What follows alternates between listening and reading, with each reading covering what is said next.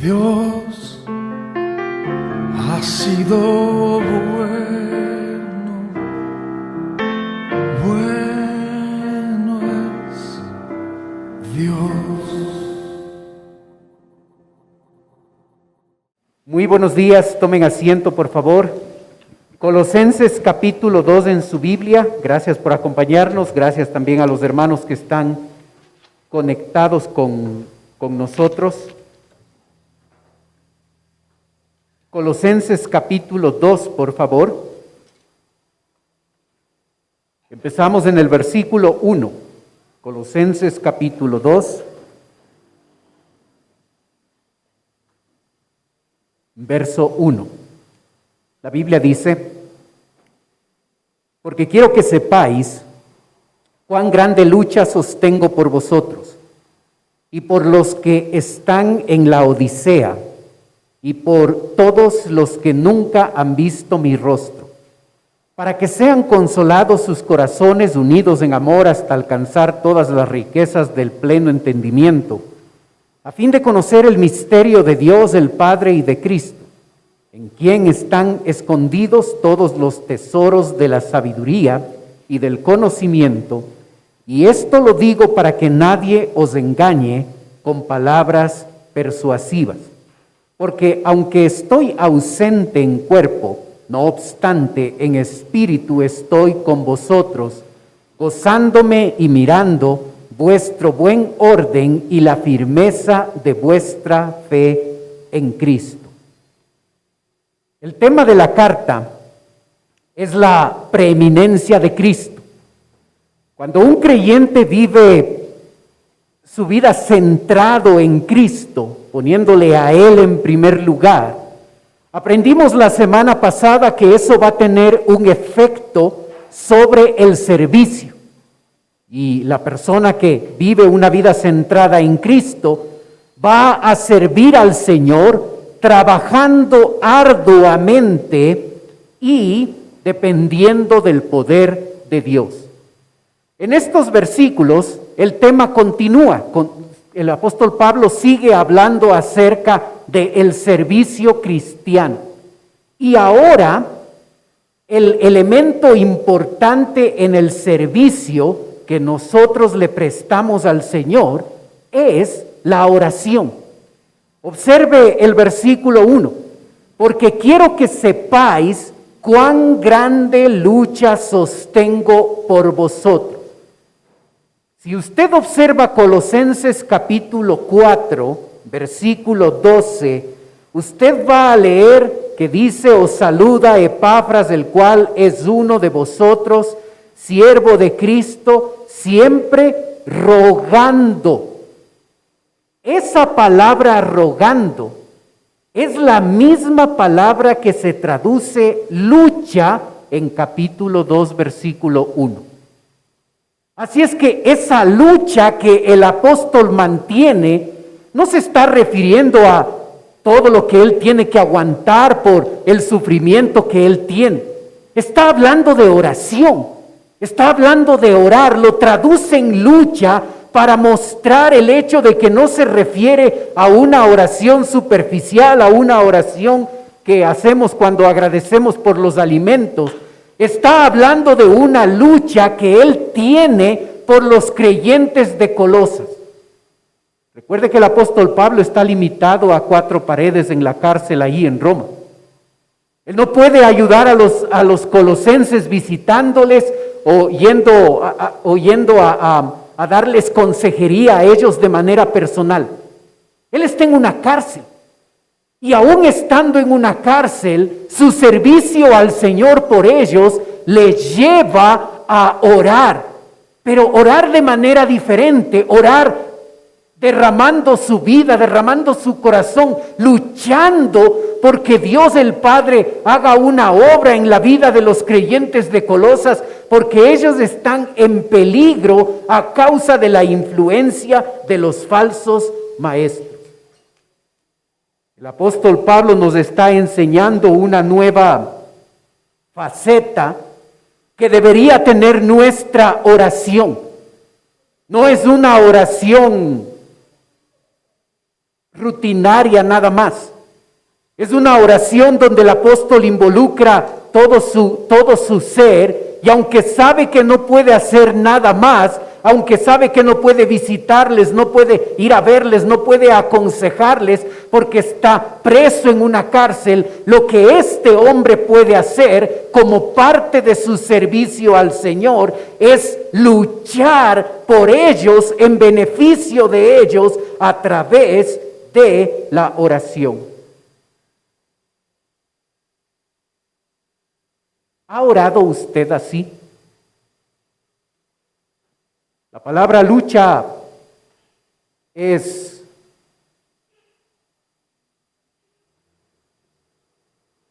agón, de donde proviene nuestra palabra al español agonía. Así es que su oración no es una oración, te doy gracias, Señor, por los alimentos, amén. No. Es una oración donde este hombre está derramando su vida, derramando sus emociones, implorando al Señor que Él obre en favor de los creyentes de Colosas. ¿Sabes? Nosotros necesitamos aprender a luchar en nuestro servicio al Señor. Y sabes, a veces no podemos hacer nada más. Puede ser que nos toca luchar por personas con las que ya no es suficiente las palabras que podemos decir. Cuando tú tienes un hijo que se ha metido en las drogas, a veces los consejos que puedes darle a esa persona ya no funcionan. Lucha por tu hijo en oración. Cuando tienes un esposo que no conoce de Cristo, puedes luchar por él en oración. Cuando hay una mujer que no se comporta como debería comportarse, tú puedes luchar por esa mujer en oración. Cuando tienes conflictos en tu servicio al Señor y ya no son suficientes las palabras con esa persona que conforma ese ministerio, lucha por esa persona en oración. El apóstol Pablo en una cárcel está limitado a mucho de lo que él quisiera o podría hacer, pero sabe que su oración al Señor no está impedida y por eso, como una agonía, él clama a Dios en beneficio de estos creyentes.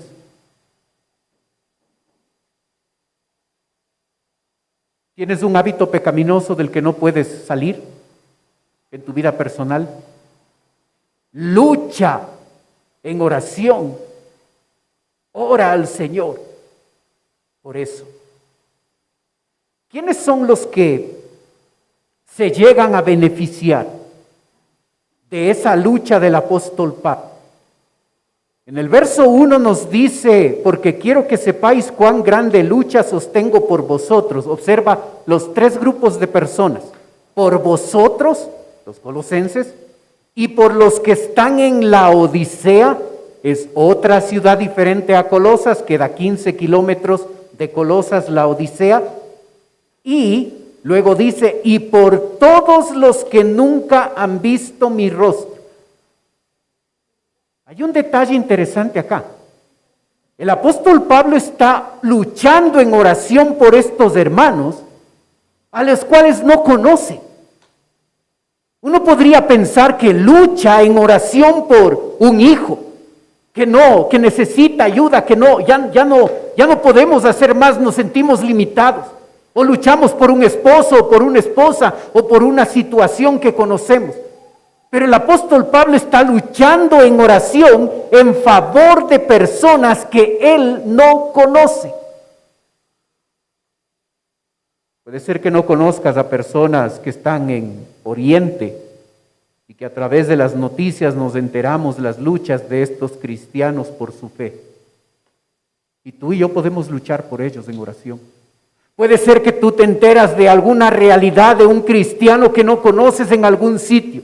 No tienes que conocerlo para orar por él. No tienes que conocerle para luchar por él. El apóstol Pablo está luchando en oración en beneficio de estos hermanos que él no conoce. Esto debería confrontar a nosotros y a nuestro tiempo de oración. Porque cuando hablamos de el servicio al Señor, es el tema del que está tratando el apóstol, a veces podemos enfocarnos en las actividades que hay que hacer. Y sí aprendimos que hay que trabajar arduamente. Pero algo que hay que hacer en el servicio al Señor es orar. La oración produce un efecto en tu ministerio. La oración produce un efecto en aquellas personas a las que estás ministrando. Si ves problemas y dificultades en tu ministerio, ves falta de crecimiento en tu ministerio, lucha al Señor a través de una oración con intensidad y con profundidad. En la gráfica puedes observar los 3 pueblos. Los ves ahí. Hierápolis, que es la ciudad más grande, a 20 kilómetros queda la Odisea, que también es una ciudad grande, y luego en la parte de abajo Colosas, que si me ayudas con el mouse sería excelente, gracias. Ahí puedes observar Hierápolis arriba, puedes observar la Odisea y puedes observar en chiquitito Colosas. Se cree que Epafras fue la persona que fundó estas iglesias. Como resultado de haber escuchado a Pablo en Éfeso, entregó su vida a Cristo. Regresó a casa, su casa estaba en Colosas, y luego empezó a servir al Señor. Y muchos creen que su servicio fue de tal magnitud, de tal impacto, que no solo se fundó una iglesia en Colosas, sino también este hombre fue utilizado por Dios para que se funde una iglesia en la Odisea, de la cual en Apocalipsis 3:14 se nos habla, y luego en Hierápolis también. Antes de poner ese versículo, vamos al punto 3. Observa los propósitos de esta lucha. Ya sabemos qué es lo que Pablo hizo, luchó por estos cristianos, en favor de ellos a través de la oración. Los beneficiarios fueron los colosenses, los de la Odisea y los de Hierápolis. ¿Cuál era el propósito por el que Pablo oraba con tal intensidad por ellos? Versículo 2 dice, observa, ¿para qué? Ahí está el propósito. Para que sean consolados sus corazones unidos en amor hasta alcanzar todas las riquezas del pleno entendimiento, a fin de conocer el misterio de Dios, el Padre, y de Cristo, en quien están escondidos todos los tesoros de la sabiduría y del conocimiento. Él lucha por el propósito por el que él ora con intensidad, es porque estos hermanos sean consolados. Esa palabra consolados tiene varios usos en la Biblia, varios significados. Aquí el significado más preciso es ser fortalecidos en Dios. Así es que ese es el primer propósito. El apóstol Pablo sabe que estos creyentes están en peligro. Y aunque su vida espiritual en este momento es correcta, es buena, el apóstol Pablo sabe que están en peligro porque falsos maestros están enseñando doctrinas equivocadas y pecaminosas. Como está en una cárcel, no es mucho lo que puede hacer.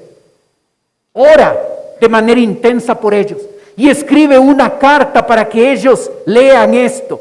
Y en esa carta él ora porque ellos sean fortalecidos para mantenerse firmes ante la mala doctrina que está tratando de influir en sus vidas.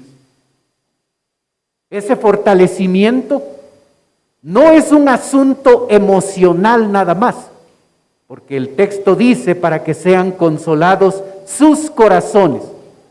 Para los hebreos, el corazón es el asiento de todo el ser, de toda la persona, no solo la parte emocional.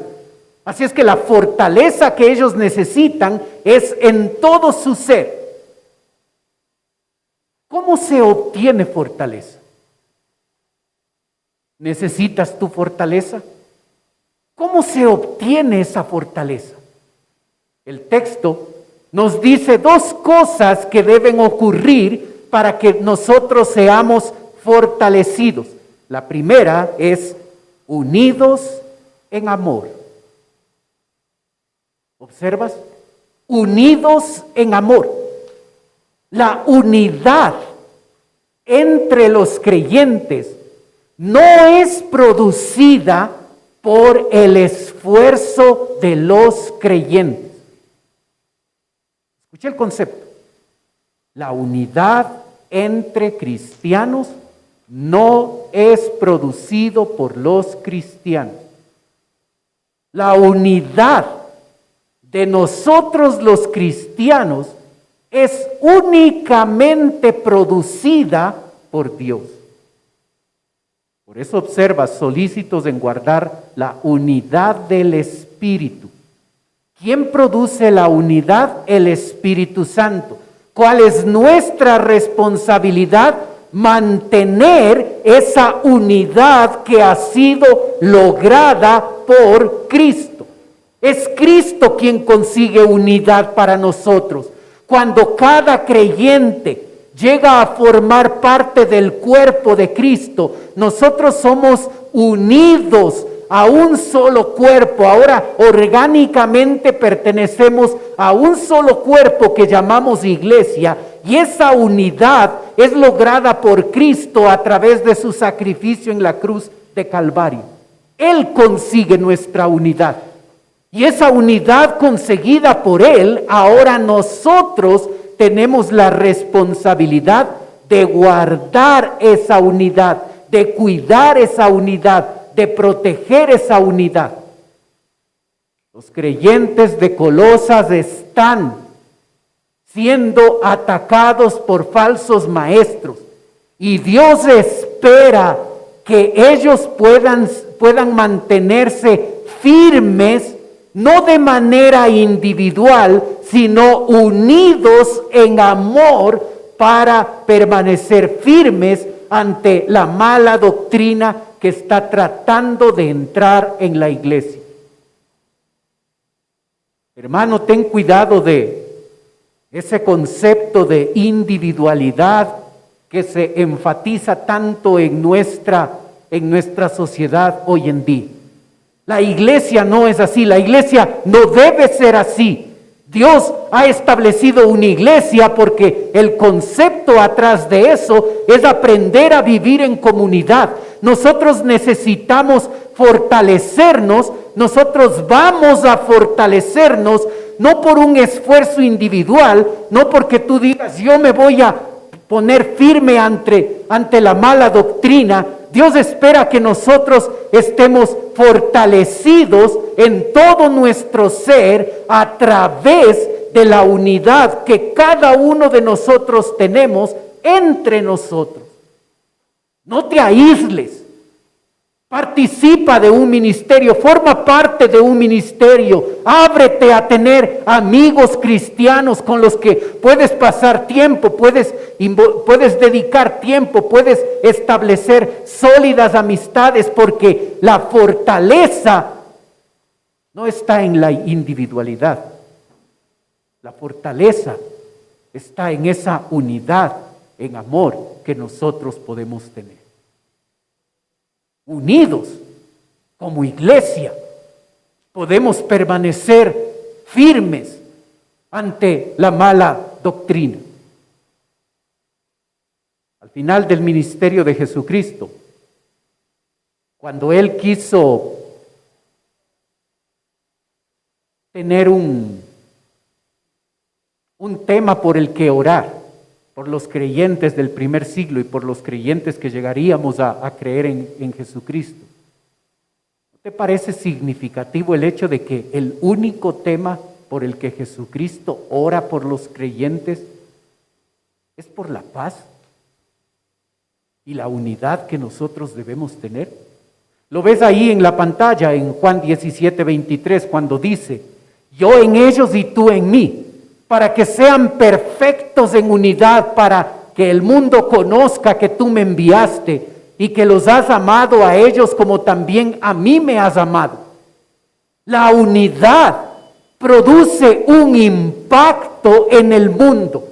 El mundo va a saber de Cristo, del cristianismo, en la medida en que tú y yo podamos permanecer unidos. El ser humano somos tan complicados, somos tan orgullosos, preferimos mantener posiciones radicales en nuestra vida y no dar nuestro brazo a torcer porque pensamos que es sumamente importante tener la razón, cuando el tener la razón a veces llega a vulnerar nuestra unidad. Yo pienso así, yo soy así deben aceptarlo. Cuando nosotros de veras promovemos, guardamos la unidad entre nosotros como iglesia, eso causa un impacto en el mundo.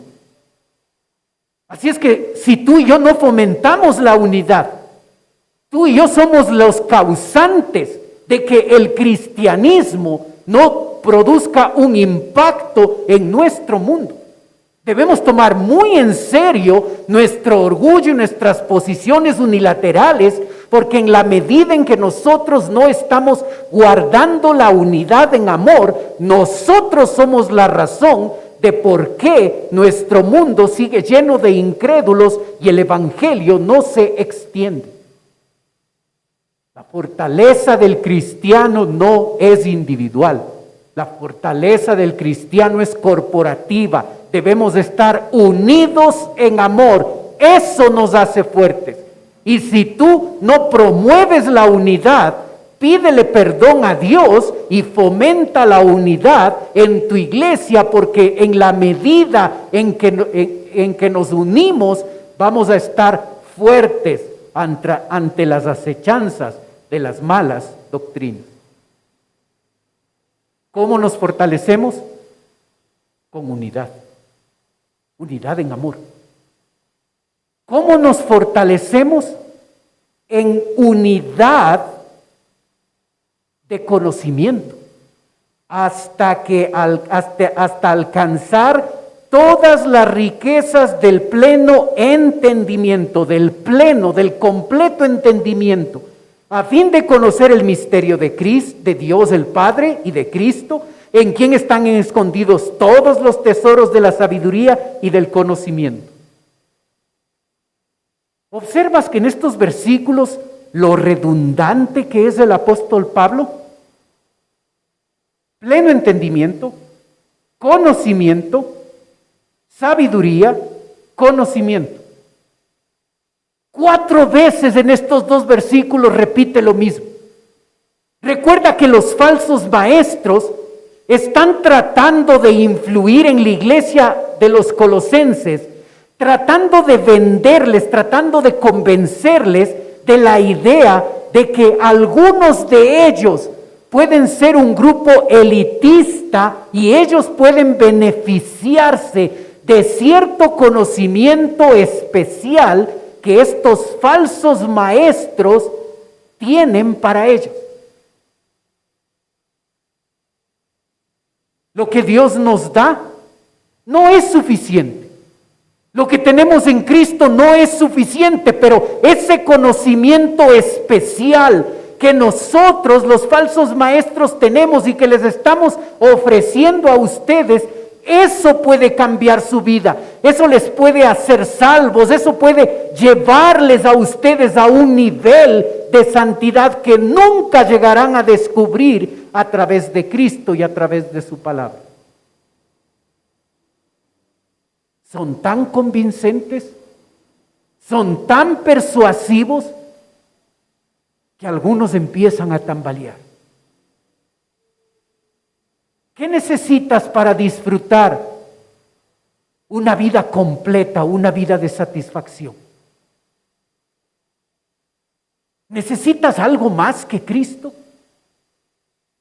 En Cristo estamos completos.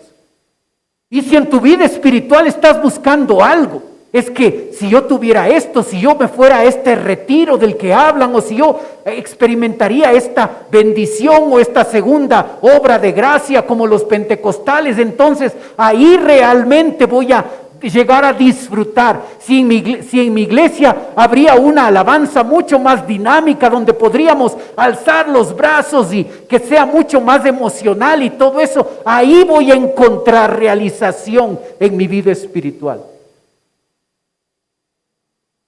En Cristo estamos completos. No necesitamos nada más de lo que Él ya nos ha dado. Debemos apropiarnos de lo que ya es nuestro y disfrutar una vida abundante, una vida plena, una vida completa. Pero para ser fortalecidos en nuestra vida espiritual, el creyente debe darse cuenta de que la forma de ser fortalecidos es teniendo unidad en amor. Y mis críticas, mi orgullo, a veces mi temperamento, son barreras tremendas en contra de esa unidad con mis hermanos. Para ser fortalecido, necesito unidad en conocimiento. Así es que si sé poco, voy a ser un problema más que la solución.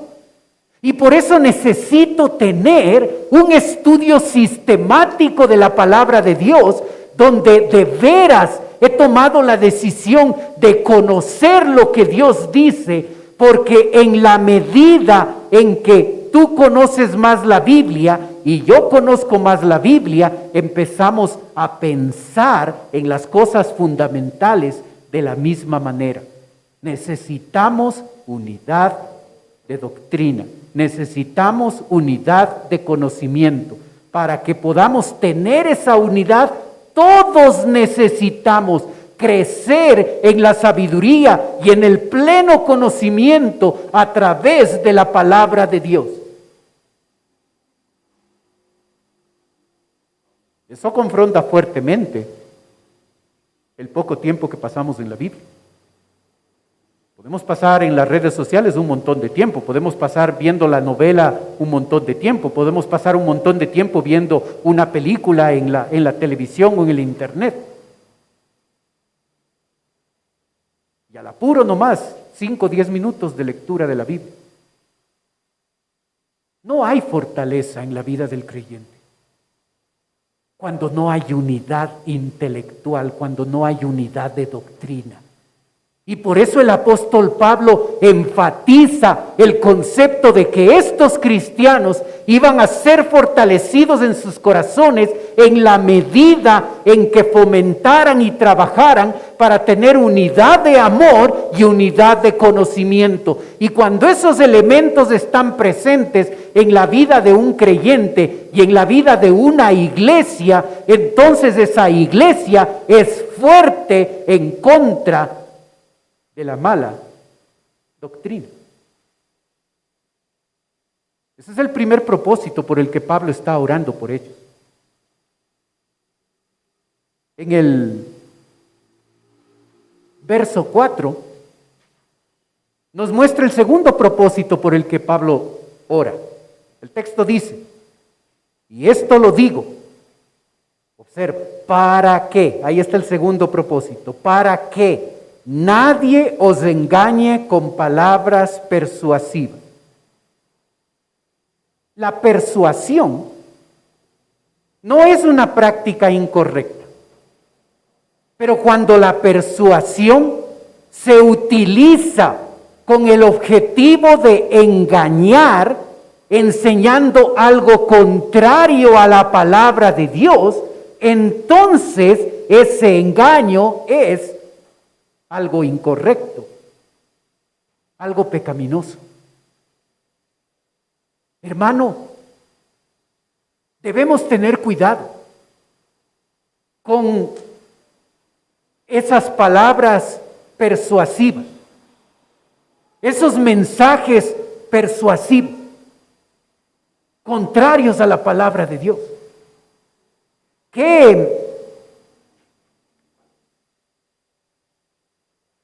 ¿A quién escuchas cuando quieres saber cómo debe comportarse un matrimonio cristiano?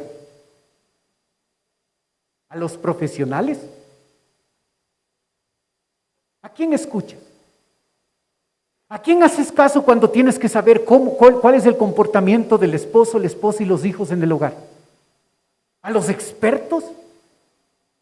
¿A lo que te enseñaron tus padres? ¿A la tradición?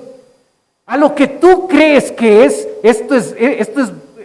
Yo creo que debo hacer lo que mi buen juicio me dice. ¿O a los tesoros de la sabiduría y del conocimiento de Dios? ¿A quién escuchas en la práctica?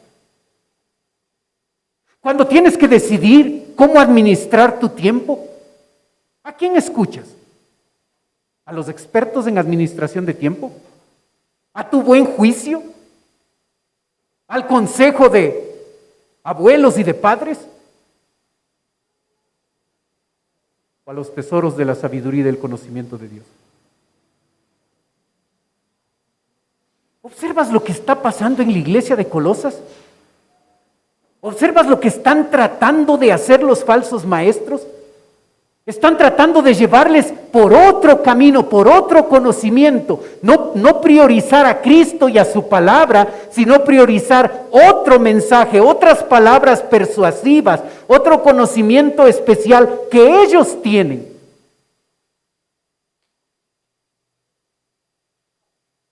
Cuando tienes que saber cómo utilizar el dinero, ¿a quién escuchas? ¿A los economistas? ¿A tu buen juicio? Es mi plata, yo hago lo que yo quiero. ¿O a los tesoros del conocimiento y de la sabiduría de Dios? Y en la práctica, en cada uno de nuestros temas, en esta vida, nosotros debemos ser tan cuidadosos, porque a veces tenemos en poco la sabiduría, los tesoros de la sabiduría y del conocimiento de Dios expresados en su palabra, y damos más oído a aquellas otras cosas. Es que esto lo dijo un experto, es que esto se escucha interesante, es que estas palabras persuasivas me parecieron súper significativas.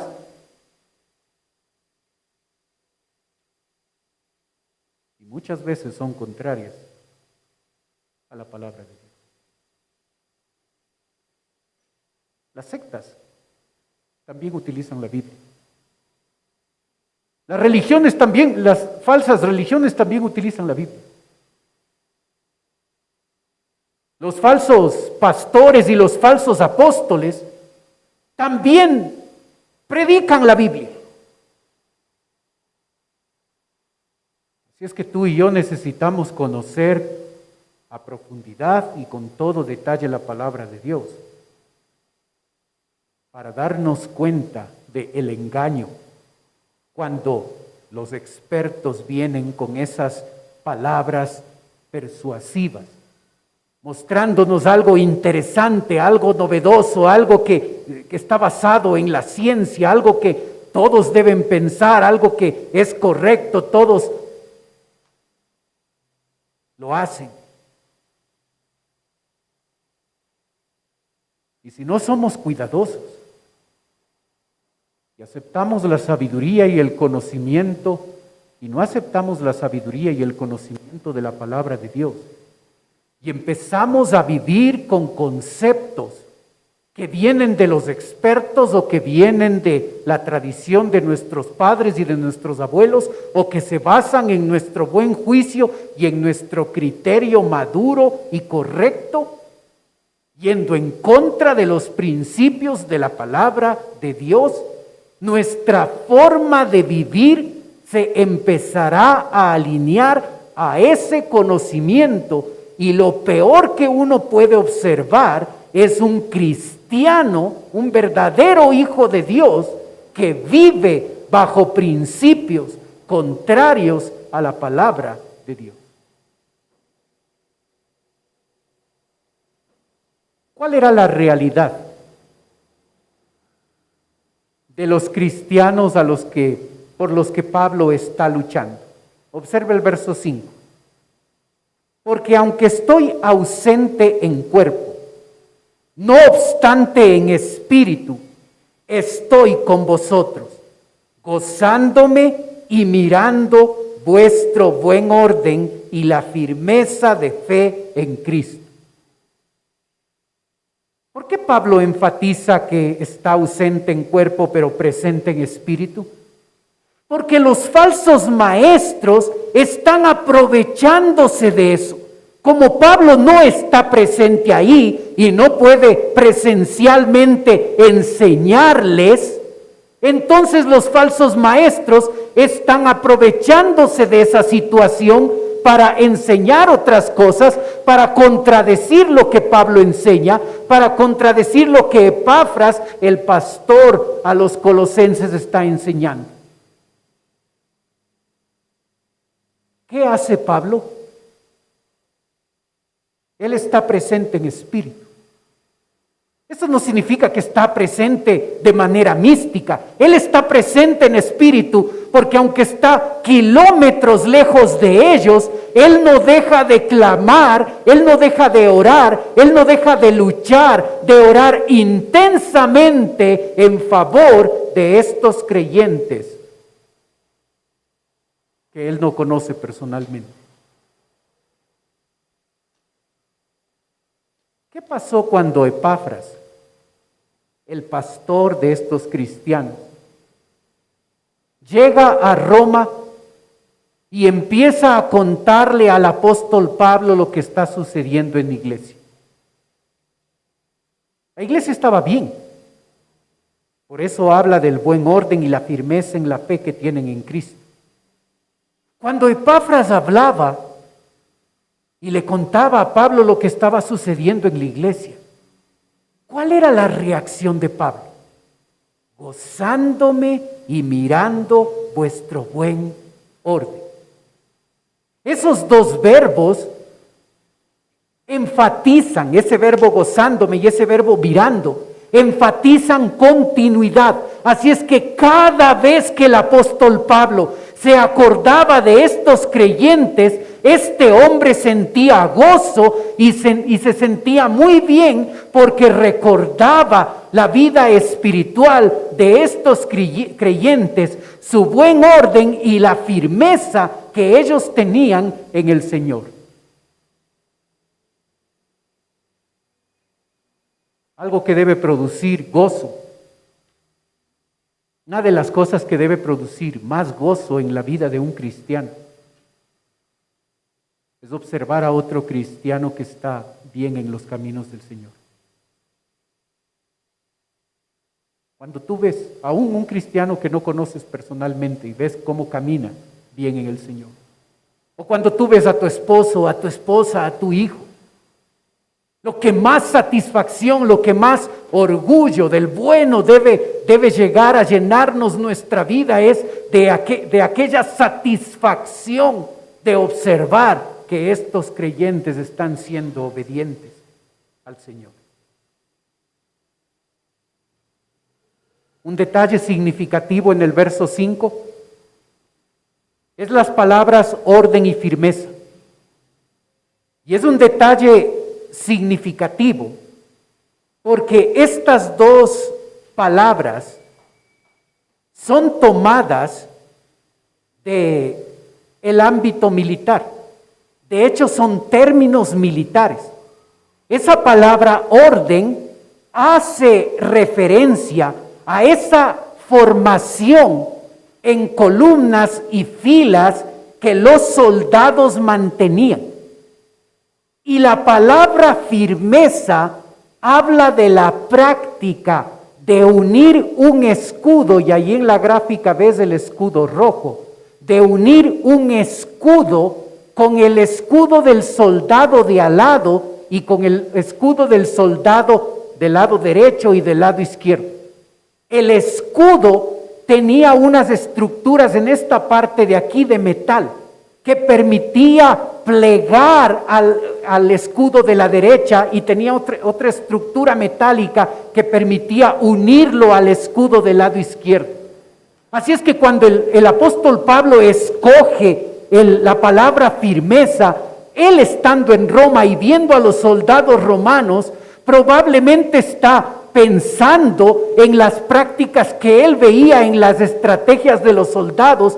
Cuando ese grupo de soldados iba a permanecer firme en contra del ataque de otros, ellos unían sus escudos con su compañero de ambos lados, y esos escudos se convertían en una estructura sólida y fuerte, y así ellos podían permanecer firmes ante el ataque de otros ejércitos. Historiadores llegan a relatar que existieron muchos más victorias en el campo militar por la utilización de estos escudos al unirlos, que la destreza o las armas que ellos usaban para dañar a otros soldados. ¿Qué estaba pasando en la iglesia de Colosas? Sus escudos estaban entrelazados. Su firmeza en la fe, y ahí la palabra fe hace referencia a todas las doctrinas que componen la Biblia. Su firmeza en las doctrinas de la palabra de Dios, es allí donde estaba la fortaleza. A veces nosotros podemos menospreciar los conceptos doctrinales. Pastor, yo no quiero que me hable de teología ni de doctrina, yo quiero saber las cosas prácticas de la vida cristiana. ¿Te has dado cuenta que la totalidad de las cartas del Nuevo Testamento, la totalidad de las cartas del Nuevo Testamento empiezan siempre con la parte doctrinal en sus primeros capítulos y luego terminan con la parte práctica? Eso no es casual, porque mi manera de vivir es diferente por el tipo de doctrina que tengo. Estos creyentes estaban firmes porque tenían unidad de doctrina, unidad de pensamiento, y tú y yo debemos tener unidad de doctrina en nuestra forma de pensar. Ten cuidado con las palabras persuasivas, en doctrinas que se han convertido en cosas muy de moda. La doctrina de la prosperidad. No tienes que ser pobre. Dios no tiene creyentes pobres. Debes dar al Señor todo lo que tienes. Debes vender todo lo que posees y así tendrás prosperidad. Doctrina de la prosperidad. La doctrina falsa de los dones espirituales, donde las lenguas, donde el hablar en lenguas, donde el don de sanidades se sigue enseñando en iglesias pentecostales. Algo más sutil, el humanismo dentro de la iglesia. Tú puedes, hermano, tú puedes, échale ganas. Eso es humanismo, eso es totalmente contrario a la palabra de Dios. La palabra de Dios dice, tú no puedes, y porque tú no puedes, necesitas depender de Dios, que sí puede. La Biblia enseña una vida de dependencia. La Biblia no enseña el humanismo, donde échale ganas, tú puedes, te va a ir bien, en este negocio vas a triunfar. Eso es humanismo, eso es mala doctrina. Mientras no tengamos unidad de fe, unidad de doctrina, no podemos mantenernos firmes. Una característica de estos cristianos es su buen orden y su fortaleza en la doctrina que ellos tenían. Estaban bien espiritualmente. ¿No te parece significativo? Con esto termino. ¿No te parece significativo que el apóstol Pablo insista tanto en el cuidado que ellos debían tener de los falsos maestros, sabiendo que estos cristianos estaban bien en su vida espiritual? Sabiendo que ellos tenían buen orden y tenían firmeza en su fe. ¿No te parece significativo? Alrededor de 30 años después de que el apóstol Pablo escribe esta carta a los colosenses, dirigido a 3 iglesias, la iglesia de Colosas, la iglesia de Laodicea y la iglesia de Hierápolis. 30 años después, observa lo que Juan le dice a la iglesia de Laodicea.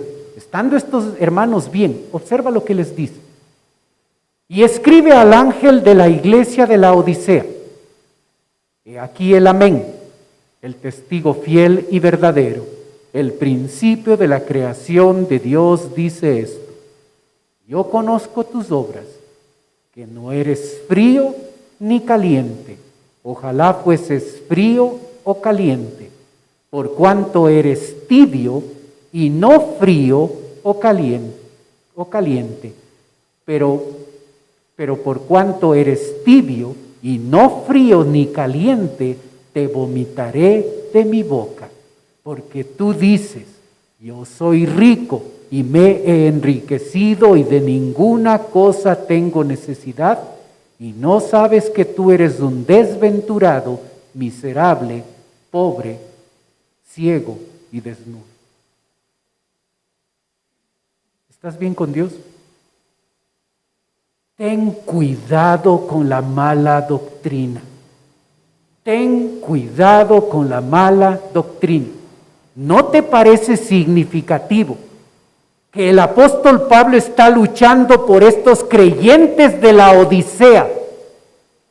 Y cuando Juan escribe Apocalipsis, hace mención a la iglesia de la Odisea y les describe como personas que han abandonado su primer amor, que han llegado a un nivel de orgullo donde se sienten ricos y sin necesidades, pero cuando Dios les evalúa les dice: miserables, pobre, ciego, desnudo.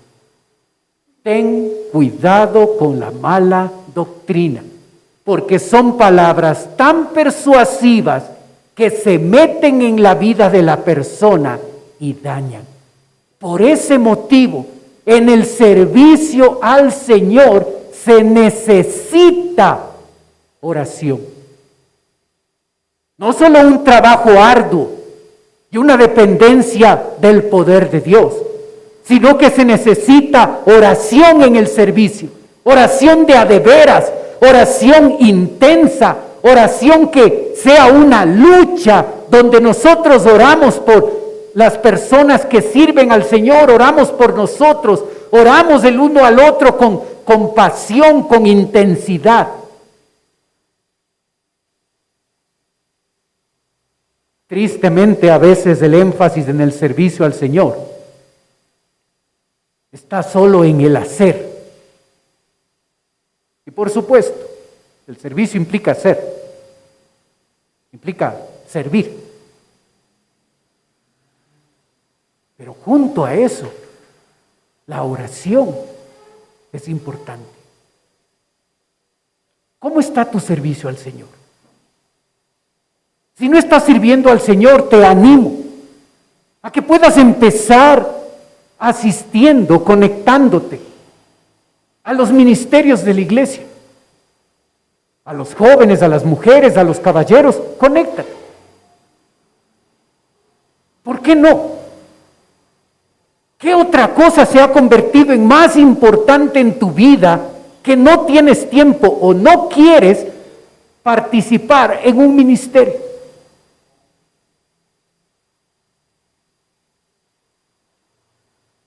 Y luego, este mes 30 de enero, domingo 30 de enero, empezamos otra vez con nivel 1.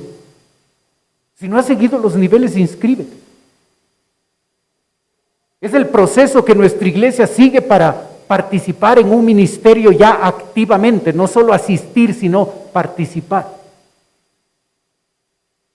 La razón por la que Dios espera que estemos como parte de una iglesia es que le sirvamos para la gloria de Él y para el beneficio de otros cristianos. ¿Por qué te mantienes en una posición donde le dices no al servicio a Dios? El apóstol Pablo nos da un tremendo ejemplo de servicio. Trabajando arduamente y dependiendo del poder de Dios, y ahora lo vemos, orando con tal nivel de intensidad en beneficio de aquellas personas a las que él servía, aunque no les conocía personalmente. Oremos. Padre Celestial, queremos darte gracias, Señor, por la bendición que nos das de poder estudiar tu palabra. Señor, cuando la estudiamos somos confrontados con nuestro tiempo de oración. A veces tan superficial, a veces tan al apuro. Vemos aquí a un hombre que tuvo un ministerio significativo, un ministerio exitoso. Y una buena parte, Señor, de ese éxito en ese ministerio fue por la oración. Fue por la forma en la que oraba intensamente, en agonía, por beneficiar a aquellas personas a las cuales él servía. Ayúdanos, Señor, a nosotros ser creyentes, que en verdad llegamos a orar intensamente. Ayúdanos, Padre, a cada uno de los líderes de ministerio a saber que el éxito de nuestro ministerio, gran parte está en la medida en que nosotros oremos intensamente. Ayúdanos a comprometernos a hacerlo, Señor. Pedimos tu bendición en la aplicación de tu palabra. Mientras usted sigue orando, por favor. Puede ser que esta mañana nos está visitando alguien por primera vez. Y si ese es su caso, usted puede levantar su mano. Con eso me está diciendo a mí, pastor, vengo por primera vez. Ore por mí. Veo sus manos. Para las personas que nos visitan, quisiera ofrecerles algo más, a más de orar por ustedes. Quisiera preguntarles si quisieran conversar un momento con nosotros. Si es así, en este momento ustedes pueden pasar a la parte de abajo donde estoy yo. Si ustedes lo hacen, hermanos de nuestra iglesia se van a acercar, le van a llevar a otro lugar privado y con todo el cuidado que debemos tener. Gracias por ser el primero. Vamos a conversar un momento con usted. Venga, con toda confianza.